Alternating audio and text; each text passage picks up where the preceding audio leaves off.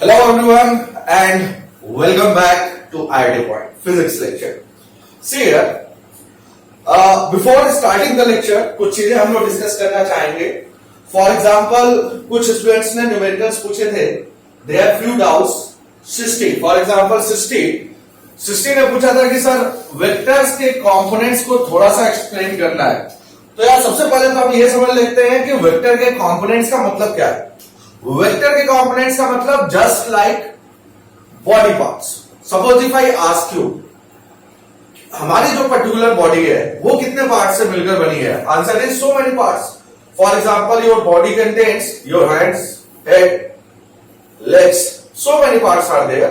In the same way, अगर एक vector को हमें फॉर्म करना है तो just like your human body, it is made of so many parts. In the same way, vector को भी आप तीन पर्टिकुलर पार्ट्स में डिवाइड कर सकते हैं और you can divide it into three components. First one x component, second one y component, and third one is z component. Now let us try to understand. Suppose if I write down a vector like this, suppose there is a vector a which has been written as 2i cap plus 3j cap plus 4k cap. What does it mean? 2i cap means it represents its x component. Simply समझ लो, x component में represent करने का मतलब क्या होता है. x direction में इस वेक्टर का मैग्नीट्यूड कितना माना जाएगा, 2. 3j कैप, इसमें हमेशा ध्यान देना, i कैप जो है ये i कैप हमेशा डायरेक्शन रिप्रेजेंट करेगा x एक्सिस की. जो j कैप है ये हमेशा डायरेक्शन रिप्रेजेंट करेगा इन y direction. And this k cap, this one will represent direction in z. First thing, ऐसा क्यों होता है ये अपने को नहीं सोचना, क्योंकि बच्चों जो होता है सो होता है. Reason is this, because till now I have not taught you about vectors. So vector is totally unknown. और हमें क्या करना है, केवल कंपोनेंट्स का जो डाउट है केवल वो क्लियर करना है. That's why in a minimum complexity जितना पॉसिबल है उतना मैं तुम लोग को बता रहा हूं. कैसे याद रखना है. Point number 1, I cap represents X direction, J cap represents Y direction and K cap Z direction. So in that particular scenario, if I write down 2i cap, it simply means A जो vector है, this vector A, it is made of three components. In X direction the magnitude is 2, in Y direction the magnitude is 3, and in z direction the magnitude is 4. और जब हम तीनों को add करते हैं तो जो रिजल्टेंट आता है that is known as vector A. First one. Now let's talk about what is the meaning of component. See here, if I draw a triangle something like this, okay, and suppose this is our vector A and its magnitude, see this parallel line, ये जो बच्चों तुम लोग को parallel line दिख रही है इसको हम कहते हैं magnitude. We don't call it line, only for understanding purpose मैं तुम लोग को बता रहा हूं, ठीक है. So don't never call it line, it represents magnitude and simply we can pronounce it like mod A. Suppose करो मॉड ए इक्वल्स टू 5. अब मॉड का मतलब क्या होता है, इसमें भी अपने को नहीं जाना, सिंपली समझो length. Once I say mod A equals to 5, which means ये जो वेक्टर है इसकी लेंथ 5 है. और इस 5 लेंथ को सपोज करो अगर ये एंगल थीटा है तो इस 5 लेंथ को मैं x में डिवाइड करूंगा और y. You can understand it ना. ये x के लॉन्ग है तो इसको x कंपोनेंट बोल दिया. This one is along y, तो इसको हम क्या कहेंगे, y component. Clear. So see here, you know, if you calculate the length a b c, simply apply triangle law. आपको पता है ना राइट हैंड रूल. सपोज करो अगर यहां से मैं साइन थीटा लेता हूं तो साइन थीटा की वैल्यू बच्चों क्या हो जाएगी. Let us assume this length is 3 and this length is 4, तो sine theta comes out to be 4. या एक काम करो यार, इसको भी हटा देते हैं, ठीक है. Let's make it little bit more simple. Suppose मुझे इस एसीडी लेंथ कैलकुलेट करनी है ट्रायंगल में, तो ऑब्वियस सी बात है what I will choose cos theta. Cos theta will be equals to AC divided by 5. So from here AC comes out to be 5 cos theta. Okay. If I take sin theta comes out to be BC divided by 5. This value BC comes out to be 5 times sine theta. तो मतलब क्या हो गया, BC length, ये length है 5 sine theta and this particular AC length, this length is 5 cos theta. So in this case हम लोग क्या कहेंगे कि ये जो वेक्टर है आपका AB, इसका x कंपोनेंट कितना है 5 cos थीटा और y कंपोनेंट कितना है बच्चों 5 sin थीटा। और अगर मुझे इसे वेक्टर फॉर्म में लिखना है तो देखो फॉर्मेट क्या बताया था मैंने, फॉर्मेट मैंने ये बताया था जो x में है उसे i कैप के साथ लिखेंगे, जो x में है उसे i कैप के साथ लिखा, जो y में है उसे j कैप के साथ लिखा। तो सपोज करो अगर मुझे इसे वेक्टर फॉर्म में लिखना है, suppose if I want to write it down like this 5 cos theta, see the direction first, try to understand 5 cos theta direction x, 5 cos theta direction x, 5 sin theta direction y. So what I will write down 5 cos theta जो कि इसकी length है और इसमें मैंने direction add किया i cap, clear, plus I will write down 5 sin theta, direction इसकी y है, so I will write down j cap.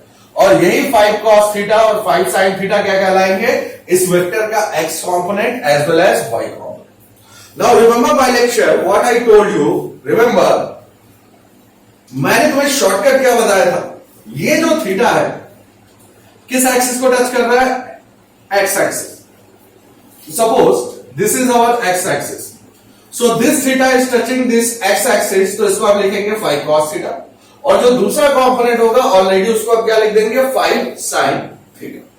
So you are suppose to know how to do the components. बहुत detail में हमें vector में अभी नहीं जाना, try to understand, क्योंकि वेक्टर अभी हमने पढ़ा नहीं है। अब देखो थोड़ी सी प्रैक्टिस कर लेते हैं, यहां पे ध्यान दो। सी here, suppose if I have a vector a like this whose magnitude is small a, magnitude का मतलब length.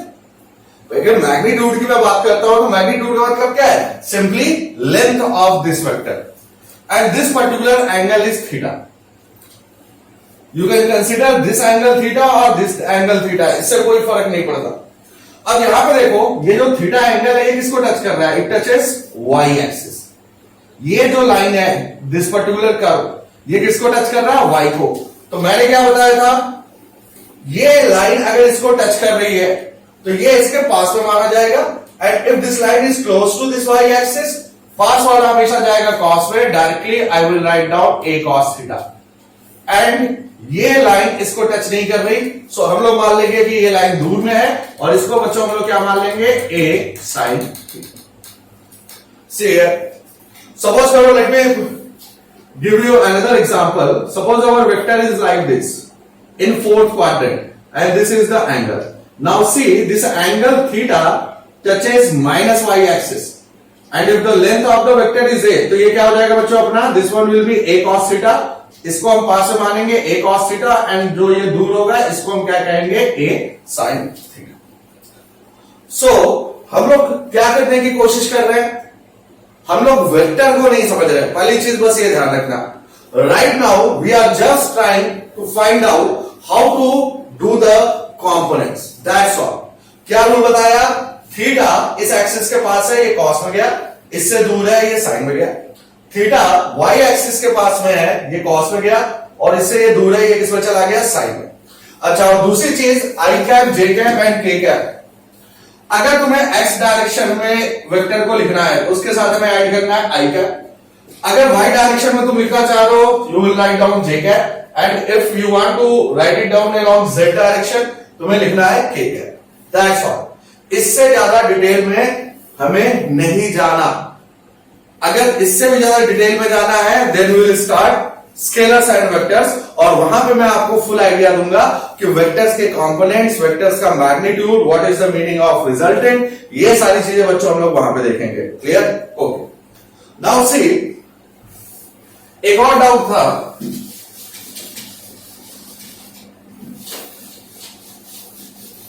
there was a question, I don't remember the name but I remember the question. One student asked me this question, suppose there were two cars, something like this, कुछ इस तरह का scenario था बच्चों। दो particular car थी and both of them were moving in forward direction. Question was like this, after how much time the second car will be able to catch the first one. Question याद है सबको? Random data कुछ ले लेते हैं.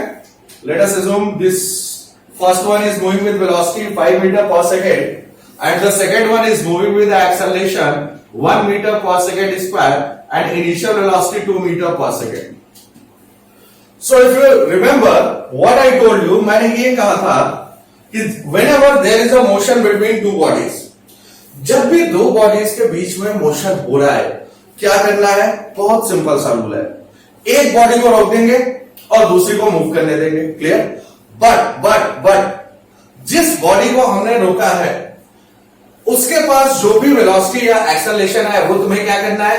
वो दूसरी body को दे देना है अपोजिट डायरेक्शन में. सपोज करो तुमने पहली वाली बॉडी को रोक दिया. अब इसको अगर तुमने स्टेशनरी कर दिया, व्हाट मीन्स इसकी इनिशियल वेलोसिटी फर्स्ट को मिल जाएगी, but in which direction? Opposite direction. And its acceleration which is 1 metre per second square किस डायरेक्शन में था? प्लस एक्स में. तो ये बच्चों इसको किधर मिल जाएगा? माइनस एक्स डायरेक्शन में, और ये होगा 1 metre per second square.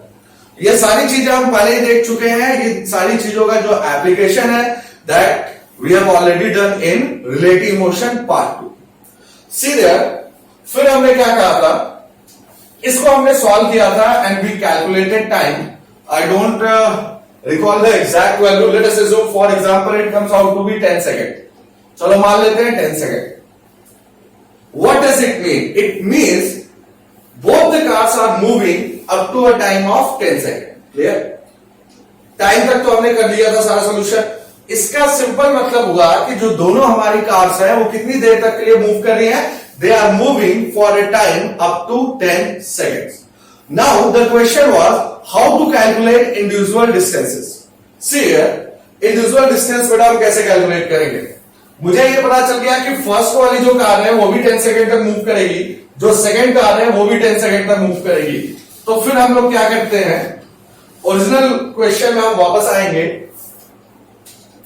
What was the initial velocity of car A?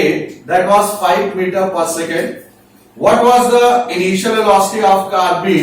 That was, let us assume, 2 meter per second, and acceleration A equals to 1 meter per second square. See here and always try to understand. T equals to 10 second means कि first car 5 metre per second की velocity से बच्चों कितनी देर तक move कर रही है? 10 second तक. और जो सेकेंड कार है उसकी initial velocity 2 metre per second है, acceleration 1 metre per second square है, और ये भी कितनी देर तक मूव कर रही है? 10 सेकेंड तक. Simple. See here, because its acceleration is 0, so car A, इसका मोशन बच्चों क्या हो जाएगा? Yes, you are right, its motion is uniform motion. And if the motion is uniform, you already know displacement equals to velocity into time. Clear? Only for uniform motion. Always remember, if motion is uniform, then x equals to v into t, right? So what I will write down, x equals to velocity 5, and what is the time? Time is 10. So our answer will be 50 meters. What about second car? Second car also moves for a time up to t equals to 10 seconds. So what is the data available? U is 2 meter per second, acceleration is 1 meter per second square, and time t is 10 seconds. Now look carefully. What's going on? For second car, क्या हम लोग ये कह सकते हैं कि motion is uniform? Answer is no. Motion is not uniform. Why? Because acceleration is present. So if acceleration is present, हम लोग क्या करते थे? u a t पता है, और x की वैल्यू बच्चों हम लोग को निकालनी है. What I will write down, x equals to ut plus half at square. Now see here, u is 2, time is 10, plus 1 by 2, acceleration is 1, t square will be 100. So the value is 20 plus 50, and this answer is 70. So I hope आपके doubt clear हो गए. Actually I got 2 doubts in the comment box, और मैंने पहले ही बच्चों तुम लोग से कहा है जो भी डाउट हो, if you are watching physics lecture for nearly 1 hour, whatever doubt you have, must write down your doubts in comment box and let me assure you, जो भी डाउट्स तुम लोग पूछोगे उन सारे डाउट्स को यहाँ पे क्लियर किया जाएगा. Okay, so I hope Srishti and I have one another student whose name is not visible right now. So I hope Shristi and the second student, आप दोनों के डाउट क्लियर हो गए. And now we will start projectile motion lecture 3. Okay, चलो भाई, अब बच्चों बात कर लेते हैं हम लोग प्रोजेक्टाइल की. ओके, प्रोजेक्टाइल में हम लोग क्या कर रहे थे? प्रोजेक्टाइल में सिंपली हमने कहा कि भाई साहब अगर पार्टिकल को न तो आपने एक्स के लॉन्ग लॉन्च किया, न ही वाई के लॉन्ग लॉन्च किया, बल्कि बीच के एंगल में लॉन्च किया, in that case the path is parabola and the motion of the particle is known as projectile motion. चलो यहां तक क्लियर था. Then we have studied what is the meaning of time period, what is the meaning of maximum height, and the third part range. I hope you, if you can remember the lecture, range का बच्चा हम लोगों ने formula भी निकाल लिया था. वहीं से हम लोग लेक्चर को शुरू करते हैं. सी हियर, क्या किया हमने? एक पार्टिकल लिया और उसको यू वेलोसिटी से बच्चों प्रोजेक्ट कर दिया. ठीक है, क्लियर है? This angle was theta. Now Srishti, look at the board. ये थीटा जो है, अगर तुम वेक्टर के कंपोनेंट करोगे, हमेशा ध्यान दो, this is your Y axis. Okay, what I told you, मैंने कहा थीटा जिसके पास है वो हमेशा कॉस में जाएगा और थीटा जिससे दूर है वो हमेशा किस में जाएगा? साइन में. Right? See here, this particular theta, this theta is touching which axis? X axis. So the x component will be u cos theta. Clear? ये थीटा किसको टच नहीं कर रहा? दिस पर्टिकुलर लाइन, ये y को touch नहीं कर रहा. तो ये कंपोनेंट तुम्हारा किस में जाएगा? y एक्सिस के along. This will go along u sin theta. Clear? This was our maximum height h and the maximum displacement along x direction, we called it range of projectile. Okay. Range की value हमने पहले ही calculate कर ली थी. कितनी आ गई थी बच्चों range की value? r comes out to be u square sin 2 theta divided by g. Clear? Sin 2 theta, I hope you know the formula, that is 2 sin theta into cos theta. अब देखो यहां पे भी बहुत बड़े बड़े खेल होते हैं. Try to understand. क्या है पहली चीज? रेंज आ गई मेरी. कितनी रेंज आ गई? U square sine 2 theta divided by G. Now see here, suppose point number 1, if you launch a projectile at an angle of 45 degree. Suppose करो बच्चों, मैं क्या करता हूं, मैंने एक पार्टिकल लिया और अर्थ की सरफेस से 45 डिग्री पे लॉन्च कर दिया. In that particular case what will happen? Because see here, suppose करो तुम फुटबॉल खेल रहे हो. क्लियर है? एंड ऑब्वियसली फुटबॉल में बेसिक रिक्वायरमेंट क्या है? Once I kick the ball, ball को मैक्सिमम डिस्टेंस तक जाना चाहिए. अब ये बताओ, बॉल को मैं कितने एंगल पे किक करूं so that it travels maximum length? The answer is 45 degree. If you kick a ball at angle 45 degree, it will cover maximum length. How is that possible? Look at the board. See here, if the angle of projection theta equals to 45 degree, which means we are kicking a particular football or we are launching a particle at an angle 45 degree. यहां पे देखो, अगर मैं 45 degree पे launch करता हूं, in that particular case the value of range u square sin 2, instead of theta we will write down 45 divided by g. And the value of range comes out to be u square sin 2 into 45, that comes out to be 90 divided by g. And r range comes out to be u square by g. और हमेशा ये ध्यान रखना, sin 0, 30, 45, 60 and 90. कौन सी ऐसी value है sign की जो मैक्सिमम होती है? Answer is sin 90. sin 90 is the maximum value of sine function. That's why अगर sin 90 हो गया तो this value will be maximum and this range which is equals to r equals to u square by g, ये हमारी कैसी range होगी? Maximum range. That's why if you are playing football और आपको मैक्सिमम रेंज चाहिए, which means कि आप चाहते हैं कि फुटबॉल आपकी मैक्सिमम डिस्टेंस तक जाए, तो हमारा जो एंगल ऑफ प्रोजेक्शन होना चाहिए या वो पर्टिकुलर एंगल जिसपे हम फुटबॉल को किक करेंगे वो एंगल बच्चों कितना होना चाहिए, that angle should be 45 degree. Clear? Okay, see the next property. This was your property number 1 and let's talk about property number 2। क्या ऐसा पॉसिबल है कि मैं फुटबॉल को दो डिफरेंट एंगल पे किक करूं and in both the cases my range is same? What I am trying to say, see here, suppose if I take a particle या फुटबॉल जो भी तुम लेना चाहो और इसको बच्चों मैं दो डिफरेंट एंगल पे किक करूं, ध्यान से देखो। In first case the angle is 30 degree and in second case the angle is 60 degree. Tell me honestly, what do you think about it? If I launch the particle at 30 degree and 60 degree, the range should be same or different? Answer is same. It doesn't matter कि whether you launch it at 30 degree or 60 degree. जो horizontal direction में particle की range होगी वो दोनों cases में बच्चों क्या होगी, same. Which means your diagram, your or path of projectile will be something like this. Okay. Clear? Although angle बच्चों दोनों केसेस में क्या है, डिफरेंट है। Angle is different but still range would be same. Now the question arises, sir how is this possible? ऐसा कैसे possible है कि अगर आपने एंगल चेंज कर दिया still we are getting the same range? तो बच्चों देख लो बोर्ड पे, इसका सोल्यूशन बताता हूं अभी फटाफट। रेंज का क्या फॉर्मूला है तुम्हारा, यहां पे ध्यान देना, u square sine 2 theta divided by जी।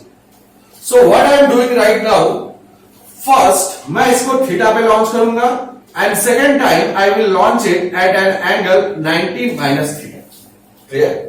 दो पर्टिकुलर एंगल चूज किए, first one is theta, second one is 90 minus theta. Okay, in first case if you are launching the projectile at an angle theta, r1 u square sine 2 theta divided by g. क्योंकि बच्चों theta को हमने किससे replace किया, theta से। इन second case theta को हम लोग किससे रिप्लेस करेंगे, yes we will replace theta by an angle 90 minus theta. So see here in second case r2 this value will be equals to u square by g sine theta को बच्चों किससे replace करना है, 90 minus theta. So see here theta की जगह मैंने यहां पर लिख दिया 90 माइनस थीटा। Okay, clear? पहले मैंने क्या किया, थीटा से रिप्लेस किया। इन सेकेंड केस जो थीटा था, थीटा की जगह पे मैंने क्या लिख दिया, 90 minus theta. Let's solve it further. This value comes out to be u square by G sine 2 से मल्टीप्लाई कर दें, this value will be 180 minus 2 theta. चलो बच्चों यहां तक क्लियर है, ठीक है। अब फर्दर देखो, मैथमेटिक्स में एक आपका इक्वेशन है और बच्चों क्या इक्वेशन है, वो इक्वेशन है साइन 180 माइनस समथिंग या साइन 180 माइनस एक्स और sine 180 minus theta is equal to sine theta. Always remember this formula. अगर तुम लोग को नहीं पता है फिर भी कोई दिक्कत नहीं, sine 180 minus X equal to sine X. कैसे होता है ये आगे चल के तुम लोग को पता चल जाएगा, but for a time being remember this equation sine 180 minus X equal to sine X. अब अगर सेम रूल मैं यहां पे अप्लाई करता हूं, एक्स की जगह बच्चों यहां पे क्या है, एक्स की जगह यहां पे प्रेजेंट है 2 theta. So this value will be u square by G sine 2 theta. See here, we are getting a special case and what's going on? Either you project it at an angle theta, range is u square sin 2 theta by g, clear हो गया बच्चों, or you project it at an angle 90 minus theta. In second case also the range comes out to be u square by g sin 2 theta, and in both the cases the value of range is same. So simply either you project the projectile at an angle of 30 degree or 90 minus 30 which is equals to 60 degree. In both cases range will be same. Suppose को अगर मैंने एक angle 10 degree लिया तो दूसरा angle क्या होना चाहिए, 90 minus 10 which is equals to 80 degree. Suppose if I take one angle at 20 degree, so the second angle should be 90 minus 20, which is exactly equals to 70 degree. So in all these cases you will get same range. So I hope range का concept बेटा तुम लोगों को clear हो गया. अब चलो एक काम करते हैं, इन सबके ऊपर बेस्ड बेसिक क्वेश्चन सबसे पहले हम लोग सॉल्व कर लेते हैं. See here, as I already told you, projectile is a 2D motion. It's a little bit complicated, इसलिए इसको हमें अच्छे से फोकस करके पढ़ना है और साथ ही साथ इसके ऊपर न्यूमेरिकल्स भी हमें सॉल्व करना है. रिमेंबर,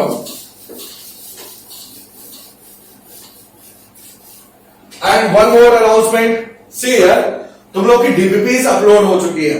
काइनेमेटिक्स की आई थिंक 2 or 3 डीपीपीज जो है वो आपकी साइट पे अपलोड है. Then what you are suppose to do, बच्चों केवल लेक्चर देख करके एंजॉय मत करो. If you are seeking for perfection, what you are suppose to do, try to solve each and every problem. Question solve करो और जहां भी डाउट आता है write down in comment box. In the next lecture I will try to solve all your doubts. Clear? So हमेशा ध्यान दें, once theoretical lecture तुम्हारा क्लियर हो गया, नेक्स्ट पॉइंट अपने को क्या करना है, न्यूमेरिकल सॉल्व करने हैं. जो डीपीपीज हम साइट पे अपलोड कर रहे हैं उनको आप सॉल्व करें. जो भी प्रॉब्लम आती है write down in comment box so that I can understand and then I will try to provide you the solution over here. Clear? तो चलो अब बच्चों खेल शुरू करते हैं क्वेश्चंस के साथ. See here, the question is like this. एक प्रोजेक्टाइल मोशन है जिसमें किसी पार्टिकल को हमने u वेलोसिटी से थ्रो किया है. क्लियर है? ऑब्वियस सी बात है, u तुम्हारा बच्चों क्या है, अननोन है. And this particular angle is given as 45 degree. Okay, for simplicity let me read it once again. A particle having initial velocity u is projected at an angle 45 degree. Calculate the value of initial velocity u so that the range is equals to 3 times maximum height h. Clear हो गया? क्या कह रहा है भाई question? Let me repeat it once again. एक particle है जिसे हमने u वेलोसिटी से प्रोजेक्ट किया. क्लियर? कितने एंगल में बच्चों प्रोजेक्ट किया? 45 डिग्री. हमें से पूछा क्या गया है, what should be the initial velocity u so that range is equals to 3 times maximum height. कैसे सॉल्व करेंगे? अरे कुछ भी नहीं करना भाई. What I told you in earlier lectures, in 99.99% questions of JEE Mains or NEET, you are not supposed to do anything. Simply questions को पढ़ो ढंग से. Clear? Write down all the data and immediately you will understand what you are supposed to follow. See here, question क्या कहा, initial velocity u unknown है. It's okay, ठीक है जी, कोई प्रॉब्लम नहीं है. और सेकंड वो कह रहा है कि रेंज की वैल्यू 3 टाइम्स मैक्सिमम हाइट के इक्वल है. What does it mean? It simply means कि रेंज तो मैंने पढ़ रखा है. क्या फॉर्मूला होता है बेटा? सर रेंज का फॉर्मूला होता है u square sine 2 theta by g. अच्छा, next what is height? Sir height का फॉर्मूला होता है u square sine square theta by 2 g. Then we will simply substitute the values and let's see what happens. है ना? तो यहां पे देखो रेंज की वैल्यू है 3 टाइम्स मैक्सिमम हाइट. रेंज का formula u square sine 2 theta by g and maximum height u square sine square theta divided by 2g. Clear? So u square and u square gets cancel, g and g gets cancelled. What we have sin 2 theta equals to 3 times sin square theta. Clear? Now next what we are supposed to do? बच्चों sin 2 theta का formula क्या होता है? sin 2 theta comes out to be 2 sin theta multiplied by cos theta. I hope ये formula तुम्हें पता होगा in your high school standard. और अगर नहीं भी पता है तो भी बच्चों कोई प्रॉब्लम नहीं है, मैंने बता ही दिया तुम लोग को, है ना? तो sin 2 theta equals to 2 sin theta cos theta is equals to 3 times sin square theta. What will happen? 1 sin theta and this square will be cancelled and you will have 2 cos theta equals to 3 sin theta. Or you will write down 3 sin theta equals to 2 cos theta. Cos theta को इधर लेकर के आ जाओ, क्या हो जाएगा तुम्हारा sin theta divided by cos theta. 3 को उधर कर दो राइट हैंड साइड में 2 by 3. So from here what we are having that is equals to tan theta, which is equals to 2 by 3. So if tan theta is 2 by 3, so we can write down theta equals to tan inverse 2 by 3. और याद करें, in last lecture I already told you about inverse trigonometric function. क्या बताया था बच्चों मैंने? जब भी हमें एग्जैक्ट वैल्यू नहीं पता होती, सपोज करो tan theta इक्वल्स टू आता तुम्हारा 1, that simply means theta equals to 45 degree standard value, but tan theta equals to 2 by 3, ये वैल्यू अपने को नहीं पता है. सो इन दैट केस एंगल को हम लिखते हैं इनवर्स फॉर्म में, और हमारा फाइनल आंसर क्या आ जाता है? Theta equals to tan inverse 2 by 3. Clear? Copy कर लो इसको, फिर हम लोग आगे की तरफ मूव करते हैं.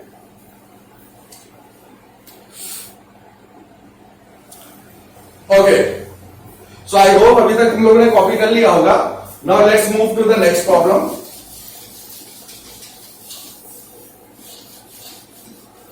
ओके, सो बच्चों बेसिक्स तुम्हें प्रोजेक्टाइल मोशन के क्लियर हो गए. अब क्वेश्चंस को थोड़ा सा और कॉम्प्लिकेटेड करते हैं. ठीक है, जैसे यहां पे देखो, next question is once again we have a particle. Obviously बात है, और पार्टिकल को बेटा हम लोग थ्रो कर रहे हैं having velocity 100 metre per second, making an angle 37 degree. Clear?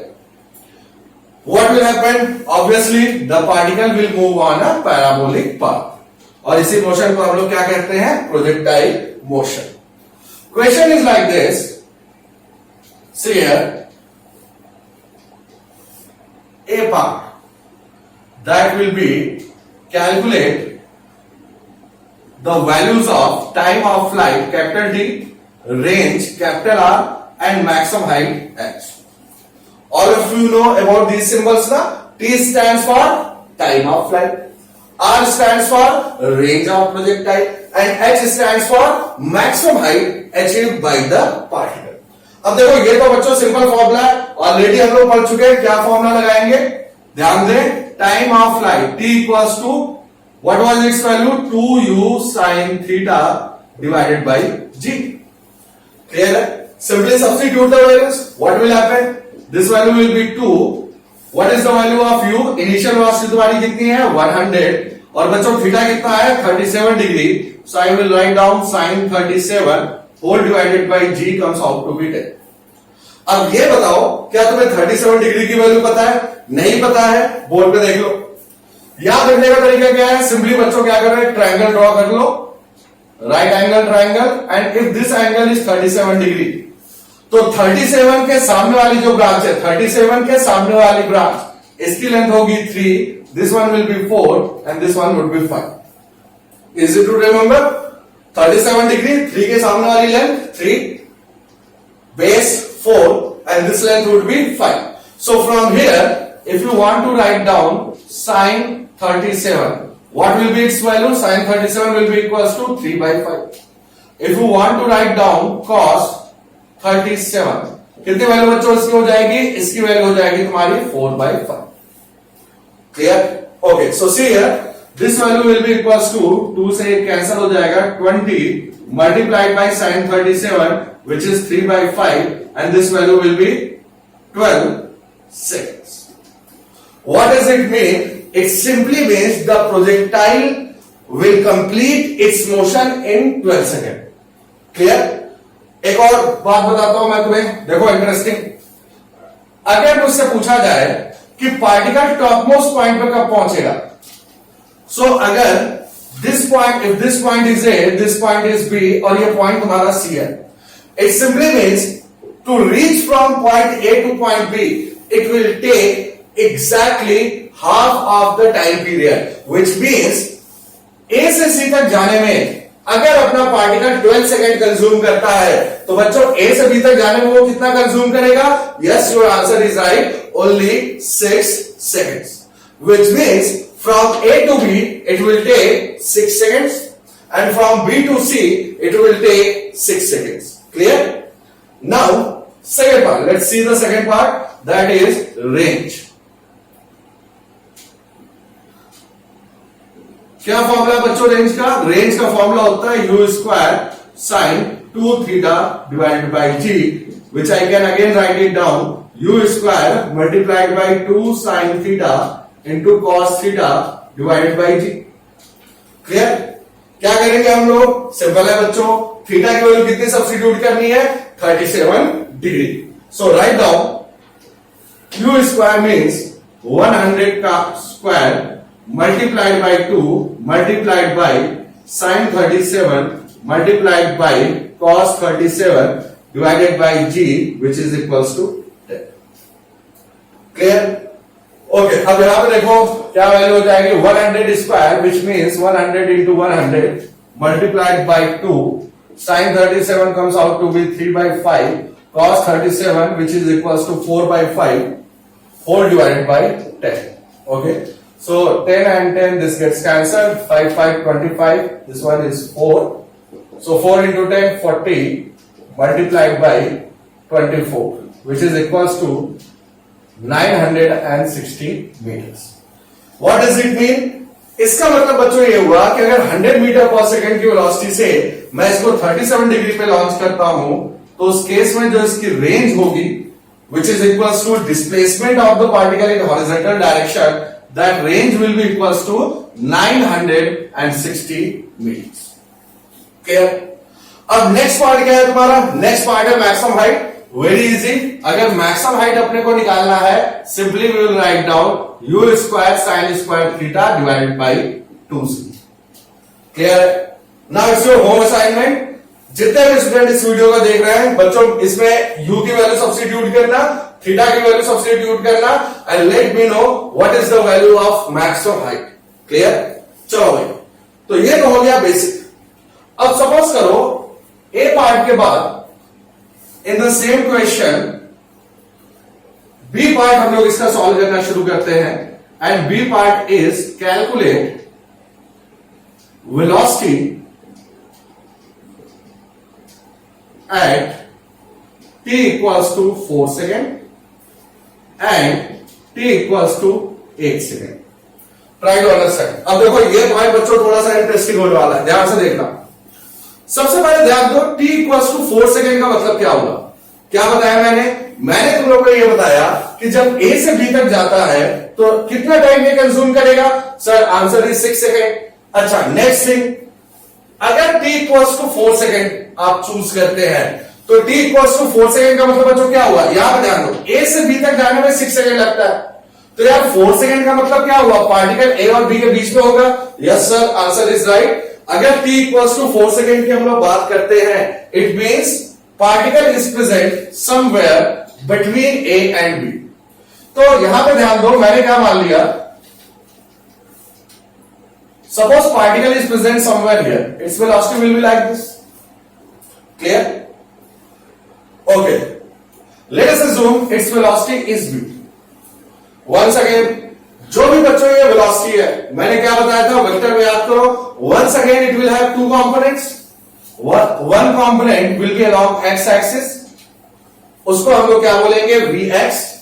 And the second component that would be along y-axis. What I will call it? Vy. Questions का लेवल हम लोग थोड़ा सा इंप्रूव कर चुके हैं, सो सभी स्टूडेंट्स ध्यान से देखें बोर्ड पे बच्चों इस क्वेश्चन को हमें सॉल्व कैसे करना है. Okay, this was your question. Calculate velocity at t equals to 4 second and t equals to 8 second. What I told you बच्चों, मैंने ये बताया कि जब t इक्वल्स टू 4 सेकेंड होगा, suppose this is t equals to 4 second, in that case the particle will be present between point A as well as this point B. Clear? ठीक है. अब यहां पर देखो इसको सॉल्व कैसे करना है. Come back to the basics. क्या बताया था मैंने? X component प्रोजेक्टाइल मोशन में कभी भी तुम्हारा चेंज नहीं होगा. The X component of the projectile motion always remains same. So that's why see here, let me do the components. 137, फिर से बताओ फटाफट. 37 डिग्री, 37 एंगल किस एक्सिस के पास है?